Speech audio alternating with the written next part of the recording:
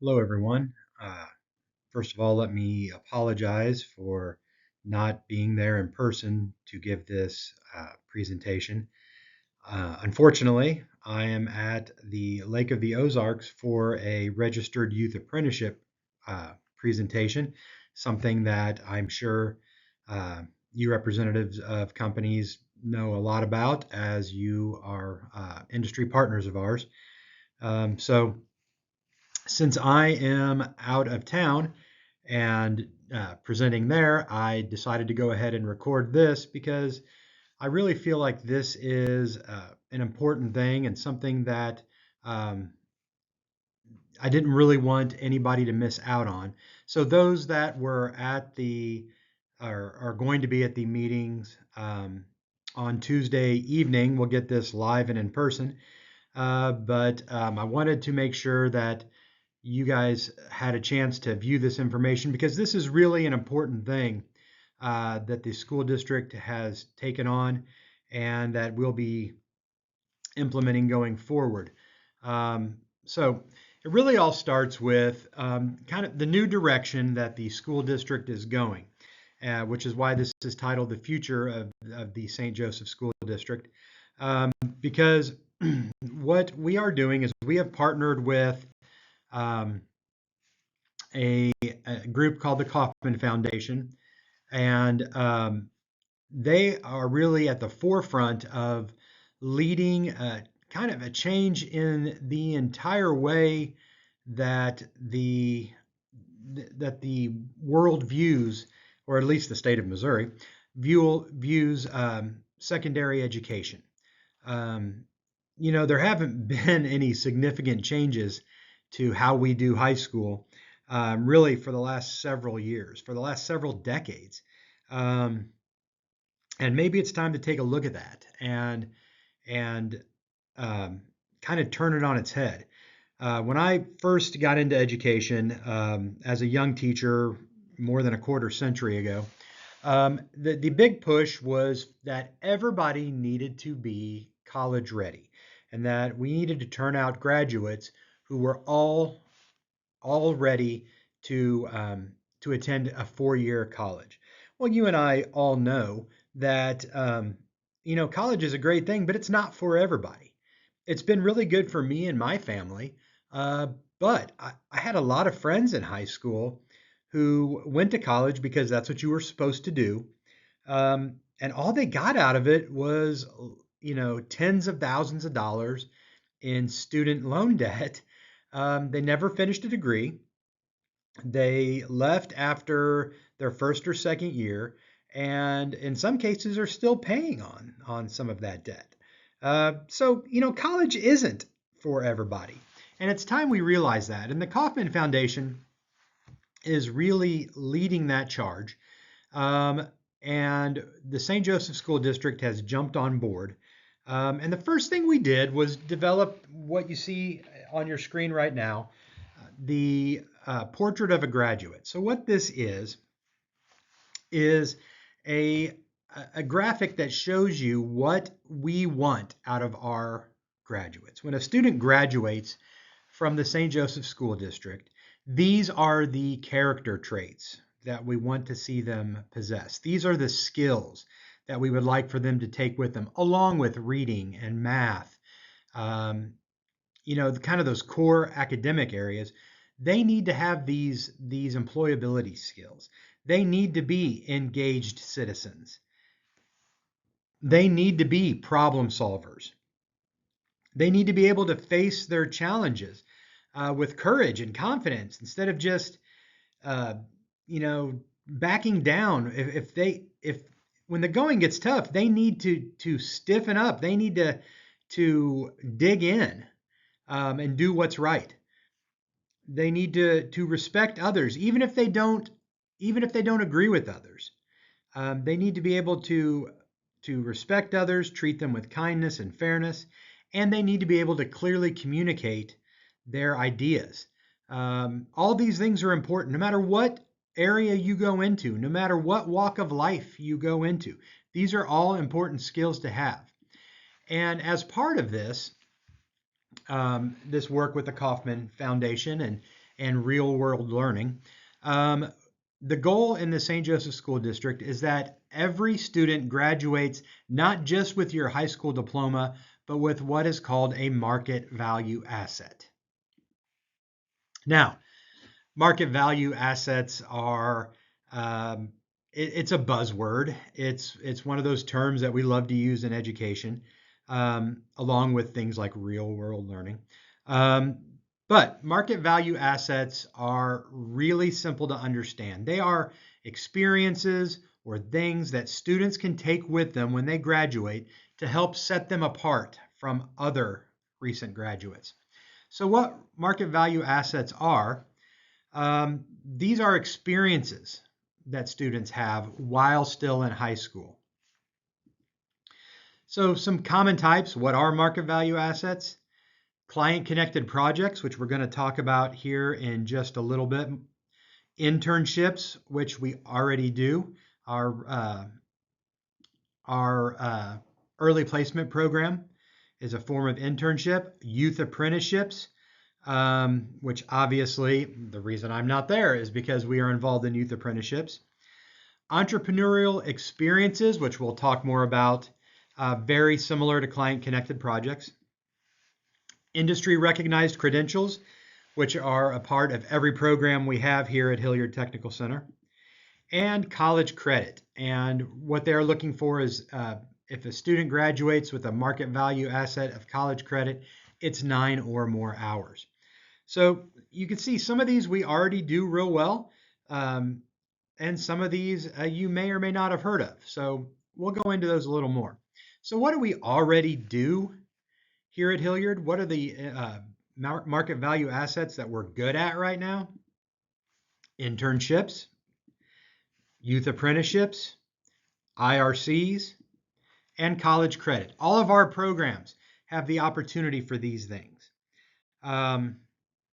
We're really good at this. We've done this for a while, and everybody who completes here at Hilliard Technical Center leaves with the opportunity to get really all of these, or at least 3 of the 4. But what do we need to do better at? What are some areas that we're not as strong in? Well, 2 big areas: client connected projects and entrepreneurial experiences. Both of these are cornerstones of real world learning. And you see here some of the things that are some of the same traits that you saw in the portrait of a graduate are going to be important here. Collaboration, communication, problem solving. All of those things are really at the core of these client connected projects and entrepreneurial experiences. So let's look at the 2 kind of side by side here, because they really are very, very similar. Client connected projects, that is where a client comes to a group of students with an open-ended problem.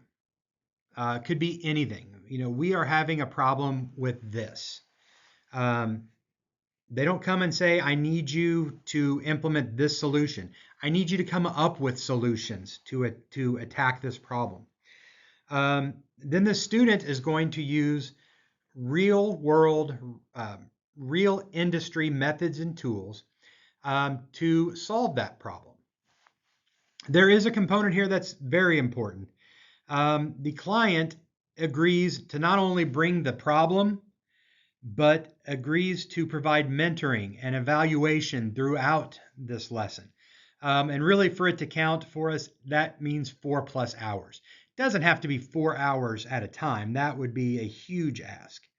But the initial presentation of the problem, check-ins, feedback, evaluations, the final presentations, all of those things need to add up to 4 hours of interaction. They can be live and in person. It could be virtual. It could be via Zoom. It could be through communication and email. All of those things need to add up to 4+ hours. And the project itself needs to take at least 24 hours of engagement in work that aligns with the student's course goals.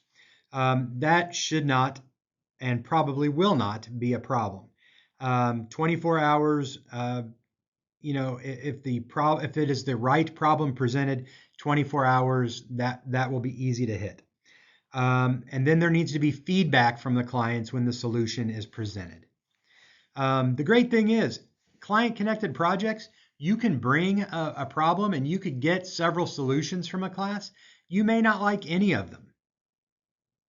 You don't have to accept any of them, but you need to provide the feedback. Why didn't you like this? What is wrong with this? Did you like certain parts and not other parts?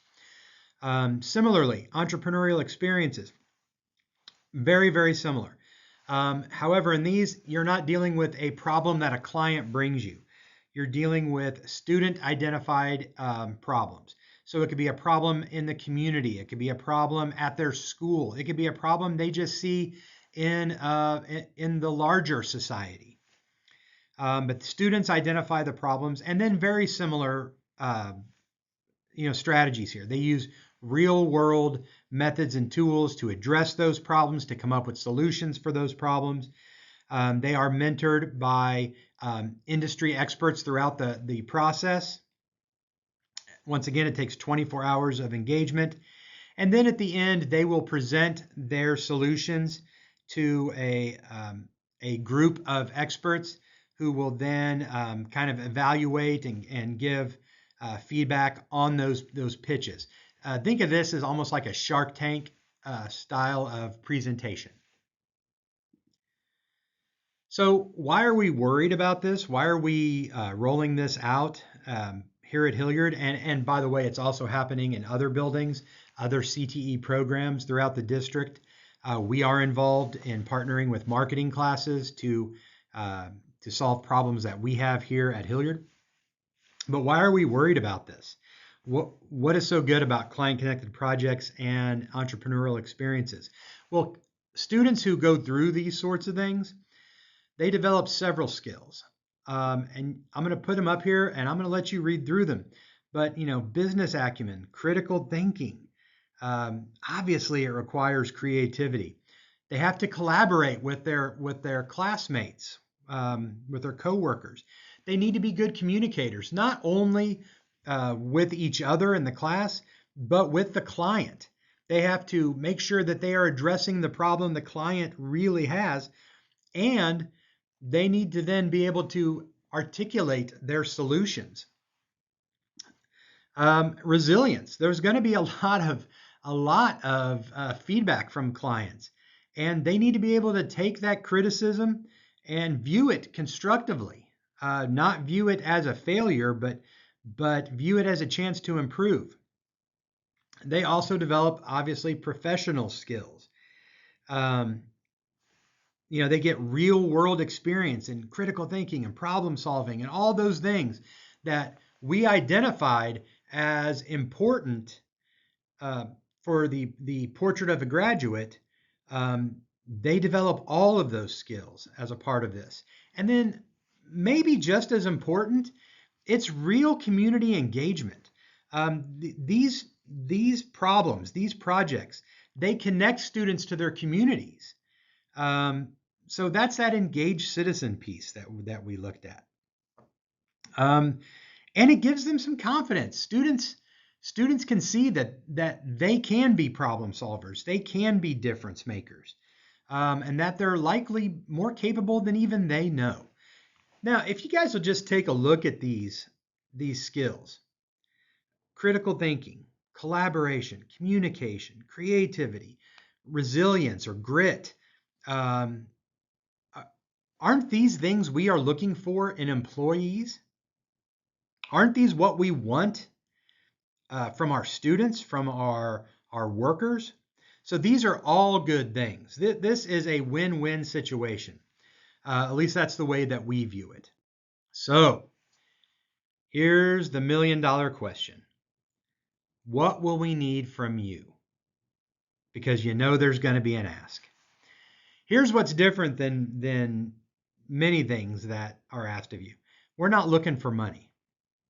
We are looking we're looking for your participation. We're looking for your time. So we need authentic problems. Okay, and the problems can't be we would like for you to build this part. Okay, authentic problems that are open-ended, that have more than one solution. We need your time. We need your expertise, your mentoring, your guidance. Okay, all of these things are going to make this program successful.